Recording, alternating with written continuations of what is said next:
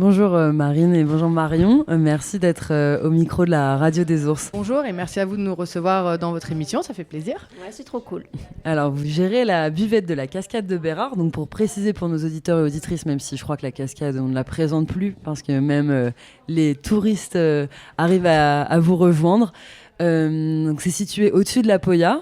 À côté de la cascade de Bérard, vous avez une buvette qui est installée juste au-dessus de l'eau, avec une chaleureuse terrasse et puis un endroit avec beaucoup de goût, qui est bien investi.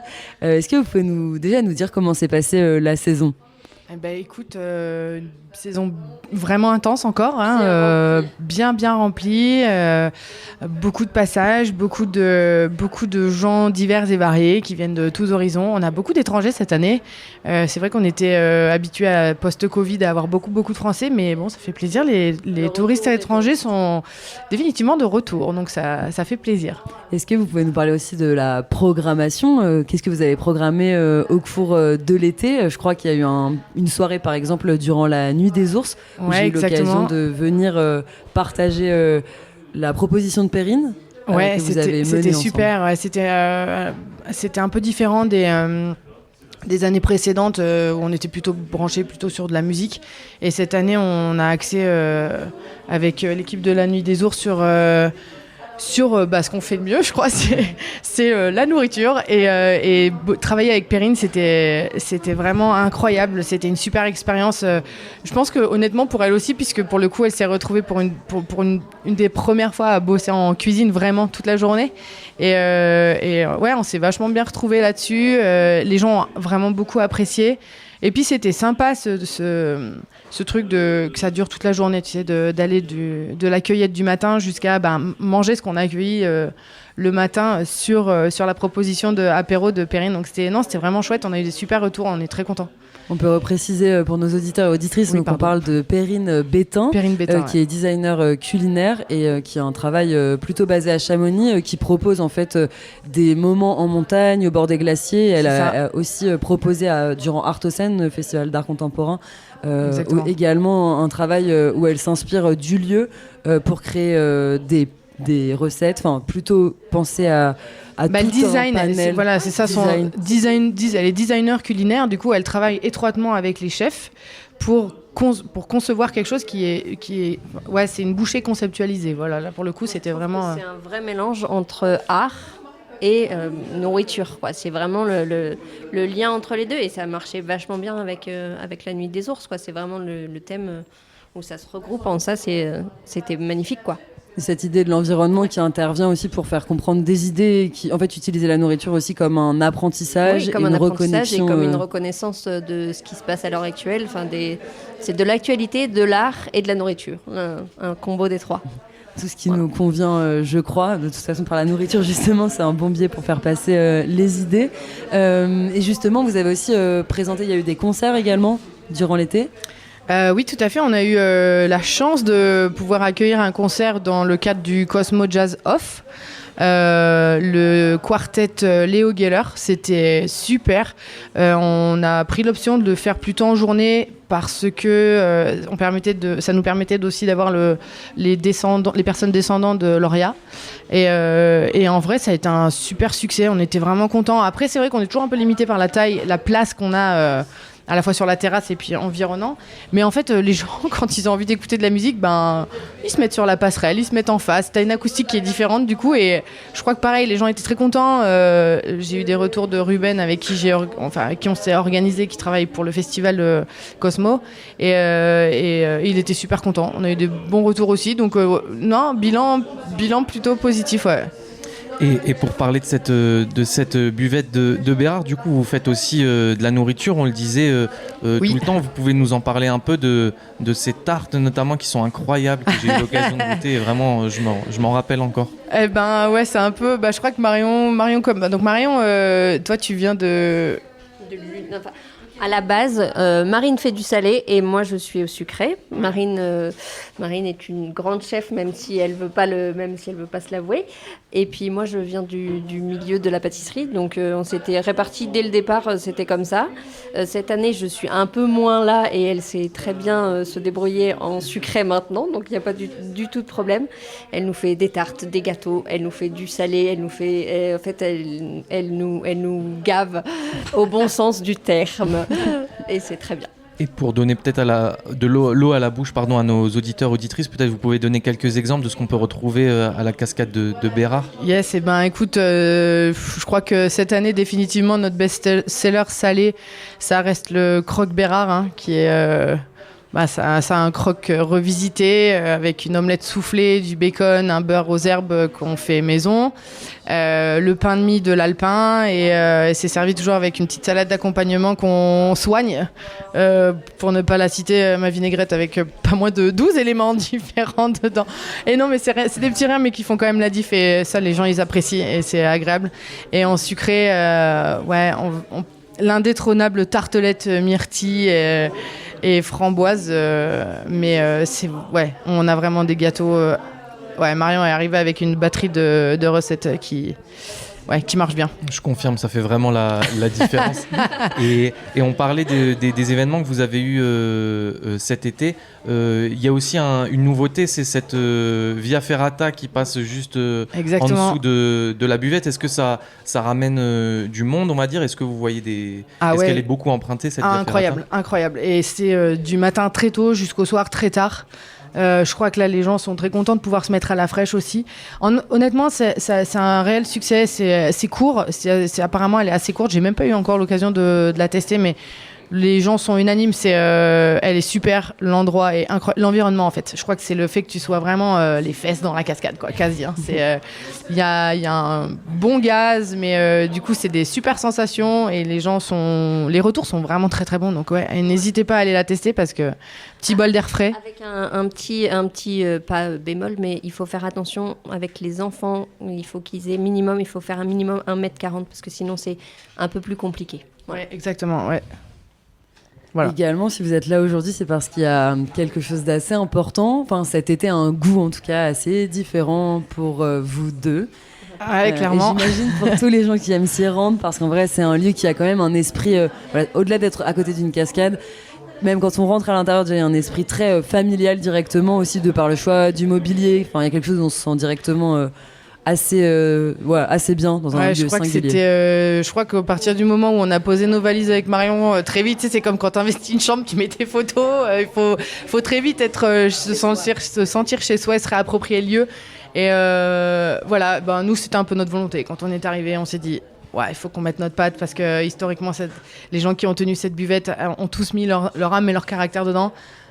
Nous, quoi. Allez, c'est parti, on y va et on met notre âme et notre énergie là-dedans et dans cette petite maison à 2000%. Ouais. Et du coup, c'était important pour nous que ça se voit aussi bien dans la cuisine, mais aussi dans l'esthétique qu'on y a mis, dans l'énergie qu'on y apporte. Et c'était important. Ouais. Pourquoi cet été, c'est un été particulier pour vous ? Parce que c'est normalement notre dernier été. Voilà. On a un peu la gorge serrée de le dire, mais même si on est au courant depuis jour 1, on va pas pleurer. Hein, mais non. Mais c'est logiquement, je vais utiliser ce mot-là, notre dernier été. Donc on vit les dernières journées, les dernières semaines de la buvette en tant qu'elle-même, en fait en tant que soi, quoi, en tant que buvette. La maison telle qu'elle existe aujourd'hui, on l'amène jusqu'au bout de ce qu'elle peut offrir en tant que buvette. Voilà, pour plein de raisons. Hein. Nous, comme je vous disais, ça fait 5 ans qu'on est là. Et à jour 1, on savait qu'on vivrait les dernières années de la buvette en tant que buvette.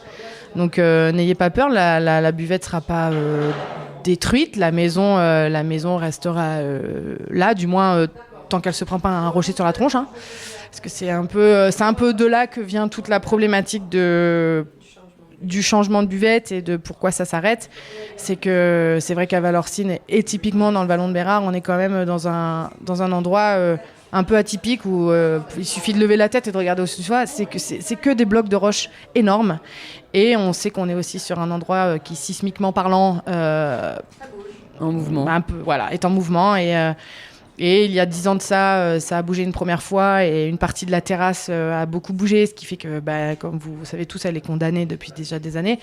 Et puis, voilà, on sait pas, c'est sûr qu'on sait pas de quoi demain est fait, on sait pas si on va pas se prendre un autre tremblement de terre qui va faire s'écrouler tout le reste de la terrasse, voire les rochers, les blocs qui sont au-dessus. Voilà, il n'y a rien aujourd'hui qui menace, il n'y a rien aujourd'hui qui en soit... c'est surveillé, tout ça c'est surveillé, hein. Il y a des contrôles réguliers, mais voilà, c'est ce qui malheureusement amène aujourd'hui les communes, la commune à prendre la décision de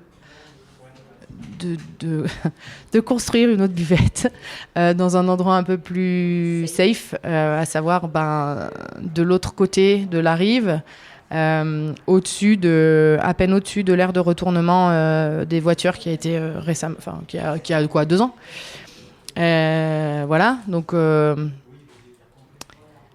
c'est des décisions vers lesquelles on peut pas vraiment. On a bien essayé, hein, tu parles à nous bec et ongle, hein, on y est allé avec tous nos arguments. Mais il faut trouver des moyens. Encore il y a pas longtemps, j'en parle avec Jérémy et on se disait que c'est pas possible, il faut qu'on trouve une solution. La réalité, c'est que il y a des normes que rénover coûterait beaucoup plus cher que de construire du nouveau. Oui, c'est un problème plutôt global. C'est un problème un peu global. Il y a ça, et puis comme on dirait, c'est vrai que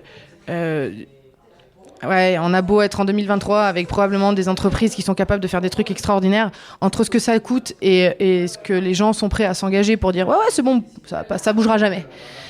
Non, les gens ils prennent plus des risques pareils. Ils ont plus le droit, surtout. Ouais, puis voilà, si tu vois bien, on est dans une société où il faut normer, où il faut conformer, où il faut sécuriser. Donc, c'est pas le fait de la mairie en plus. Tu vois. Non, c'est un fait. C'est comme ça. Hein. Nous, on est une fois de plus. Hein, on n'est pas là pour ni juger ni critiquer. On a essayé quoi. On a essayé aussi de trouver des idées, de parler à plusieurs, de se dire qu'est-ce qu'on peut faire, qu'est-ce qu'on peut pas faire.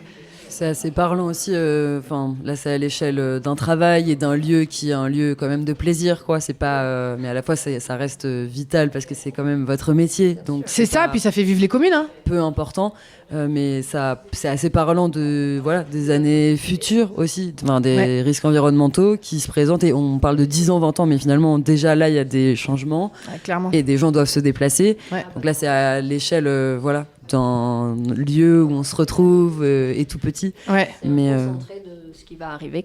Voilà. Ouais. Donc c'est aussi ces questions de comment on s'adapte, est-ce qu'on prend des risques et jusqu'à quel point on peut prendre des risques aussi. Exactement.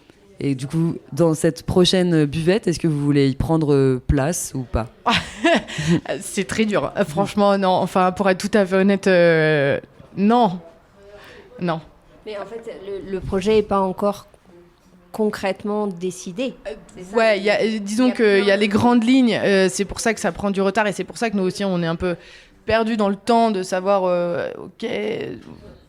est-ce que c'est vraiment notre dernier été, est-ce qu'il y a pour pas qu'il y ait rien, est-ce qu'il faut qu'on bosse encore l'été prochain parce que tu connais l'inertie des petites mairies aussi, c'est tout se fait pas en 2 jours. T'as beau avoir un super projet, faut trouver les gens il faut trouver les architectes, il faut trouver. Donc tout ça prend du temps. Donc on sait pas trop là. Ce qui est sûr, c'est que, je pense qu'on en a parlé toutes les deux. Oui, il y aura une nouvelle buvette et on n'y sera pas parce que ça n'a pas de sens pour nous en fait. Si tu veux passer de la maison et de l'expérience qu'on a vécue là, dans la maison telle qu'elle est, pour se rendre dans un lieu différent de celui-là, quasiment au même endroit. En fait, non. Mais c'est trop Ce serait comme faire une infidélité, c'est genre allez bisous salut. Non. Ouais, c'est ce que j'allais dire, c'est comme après une rupture un petit peu où on veut rien de d'autre. Non. Sœur de la personne. Non, tu vas pas, c'est pas correct. En fait. Du coup non, je pense qu'on va laisser. Et puis là pour le coup, ce sera un vrai projet de vie, je crois. C'est un truc sur lequel tu t'engageras pour Alors c'est pas là non plus, c'est pas défini, hein, mais ce sera un bail très long. Non. Bah non. Peut-être comment vous imaginez, on peut parler aussi, voilà, j'imagine que si c'est en soi le dernier été ou que c'est l'été prochain, en tout cas, vous imaginez comment terminer justement cette belle expérience? Oh là. C'est va être hyper n'importe dur. quoi. Qu'est-ce que vous prévoyez? Bah, je pense que si c'est vraiment le dernier été, il y aura une énorme fête. Une énorme tarte aux myrtilles aussi. Une énorme, la plus grosse tarte aux myrtilles du monde. Non, mais au moins, on va célébrer ça, vraiment. Enfin, Ouais, c'est ça, c'est que, en fait, tu sais, comme c'est dur d'arriver à projeter une fin quand on te prévient pas. quand t'es pas sûr. Et quand tout semble continuer normalement aussi. Ouais, c'est ça, et puis quand t'as pas envie que ça se termine vraiment non plus, tu vois, donc il faut que. Oui, bien sûr qu'on va faire une fête. Ouais, c'est certain, on en a déjà fait quelques belles cet été, mais c'est vrai que c'est... Ouais, il va falloir qu'on... Il y a des dates à venir, hein, bientôt. J'avoue que on est en train d'organiser d'autres événements. On n'en a pas encore parlé, mais ça arrive. Donc voilà. Enfin, suivez-nous. Ce sera peut-être que... De toute façon, Marion comme moi, on est un peu à l'arrache et à la dernière minute souvent. Et en fait, c'est comme ça que ça marche. Hein. Tu sais, les soirées pas organisées qui font finalement les meilleures, bah voilà, ça risque d'être un truc un peu comme ça. On est contraint, on est soumis à la météo aussi, du coup on verra, on va faire en sorte qu'on le fasse dans le créneau où il fait encore beau et bon, pour qu'il y ait un maximum de gens qui puissent nous rejoindre pour fêter ça. Oh, ça sera bien fêté, quoi qu'il en coûte, je le sais. Ouais, pas de doute. Et moi, j'avais encore une dernière petite question. Il y avait une réunion publique hier de l'UTMB juste au-dessus. Est-ce que vous, ça vous ramène beaucoup de monde, l'UTMB, ou c'est quelque chose... Non, pas trop? Non, alors historiquement, dans nos 5 dernières années, la réflexion qu'on se fait, c'est que clairement l'UTMB, c'est pas nous que ça touche, quoi. C'est les jours où on travaille, pas beaucoup. C'est les jours de plus calme. Oui, alors évidemment, on a toujours un peu les gens après course qui viennent nous voir, mais c'est vraiment pas... Non, l'attraction, elle est à Cham, clairement. C'est un peu nos... Ouais, c'est nous. Pour nous, c'est la phase un peu descendante de l'été, ouais, clairement.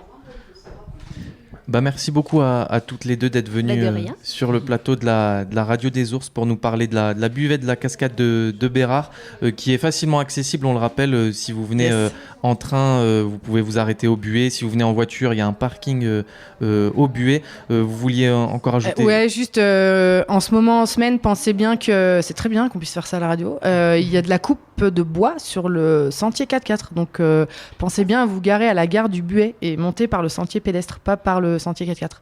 Voilà. Mais venez nous voir quand même, hein, on est là.